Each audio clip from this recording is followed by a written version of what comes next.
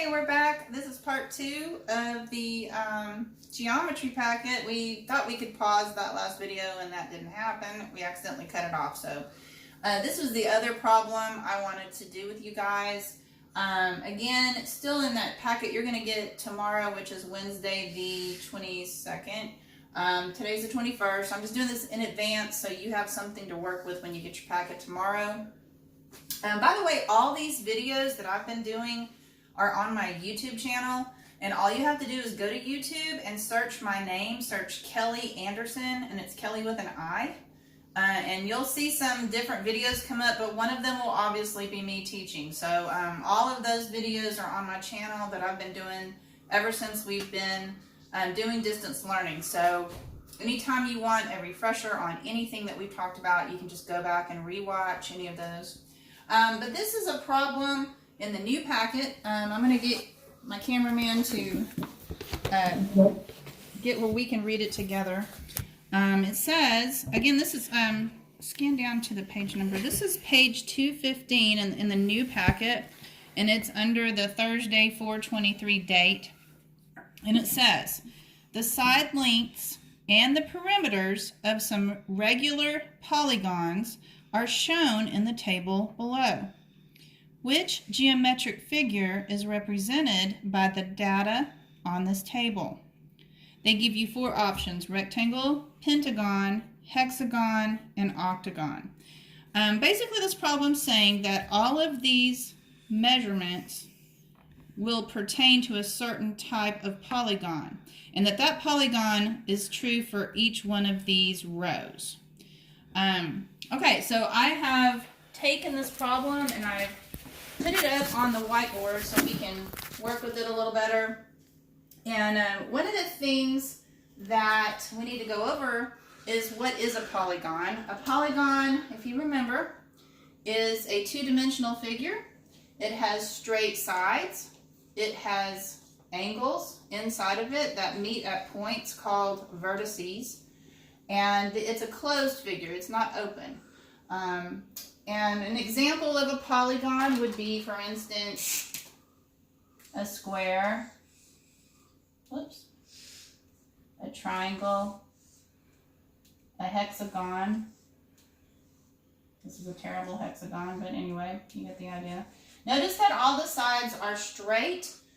We talked in class that a circle, even though it's a closed two-dimensional figure, is not a polygon because it does not have straight sides. So we would have to say no. If you ever have a test question that says, is this a polygon? No, it is not. It has to have straight sides and corners inside that make those angles that we measure sometimes.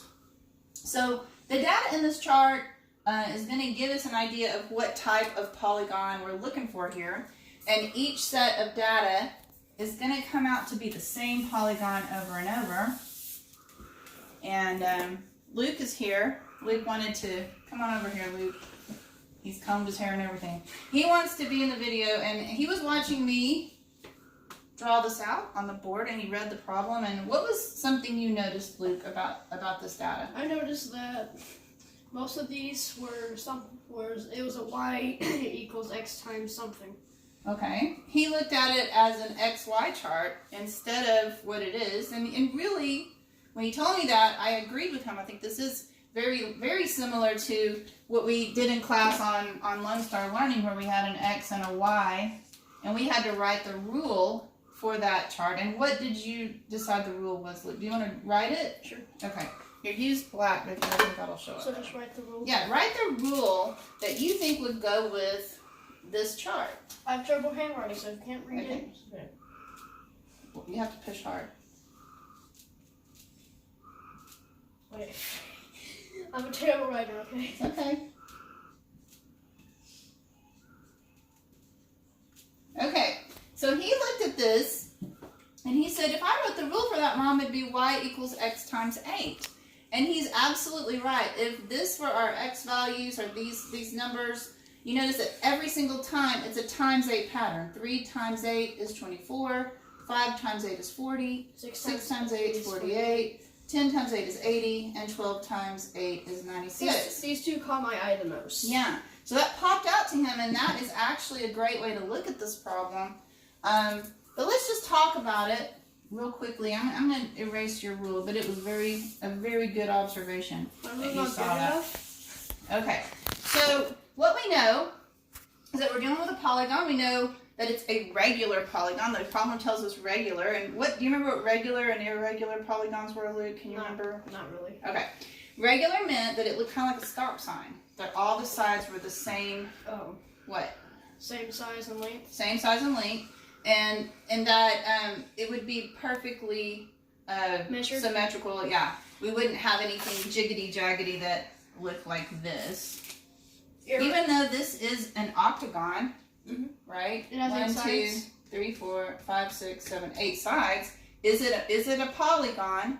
Yes, by definition, and it is an octagon. But this is called an irregular because if I can explain this. Okay, explain it.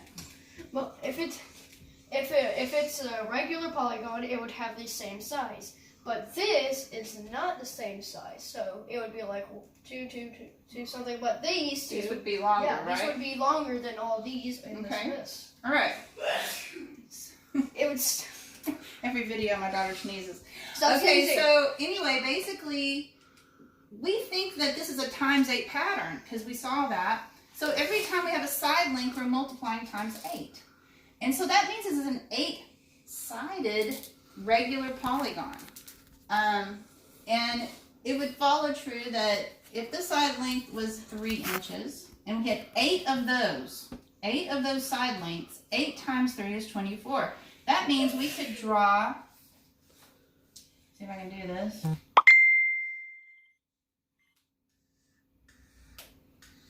This is not very good, but stop. do we have 8 sides, Luke? Count them with the red pen. Count 8. 1, 2, 3. Wait, 1. Do strike marks on them. 1. Wait, dang it. 1, 2, 3, 4. Good. So we agree this is an octagon, and we drew it as regular as we could. And this is what we're used to seeing. And how many, so we had 8 sides, and let's say they were each, let's just use the data from this first row, they were each 3 inches. 3, 3, 3, 3, 3, 3, and 3. How many sets of 3 do I have?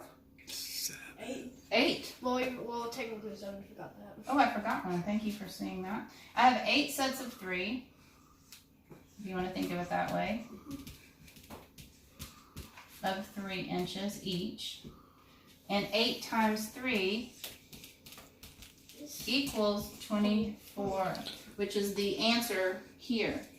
So we could say that each one of these rows represents a regular octagon. They're just getting bigger and bigger. This first one had side lengths of 3. The next one would have side lengths of 5, and then 6, 10, and 12. You can do this, and then you can just, it's the same thing, but it's just getting larger and larger and larger. Absolutely. High 5 on that. So basically, you're right.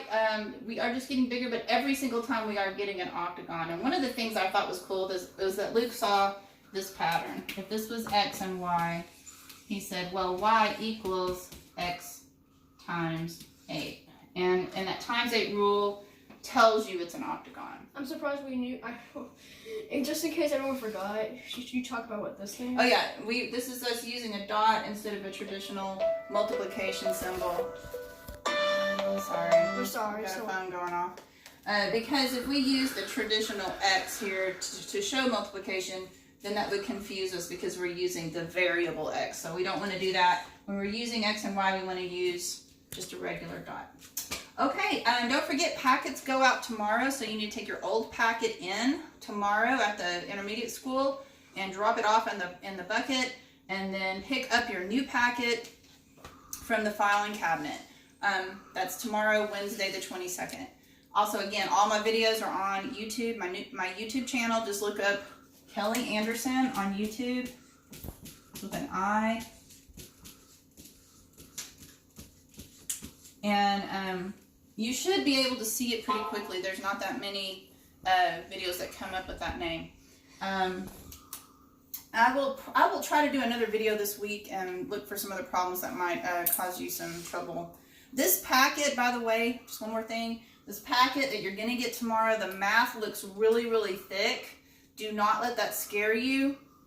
A lot of those pages have just one problem on them, just like the one I just showed you. That was just on one page with one problem on it. So it looks thick, but it's really not as bad as it looks. Okay, you guys stay safe, and I will get back with you later in the week. Bye.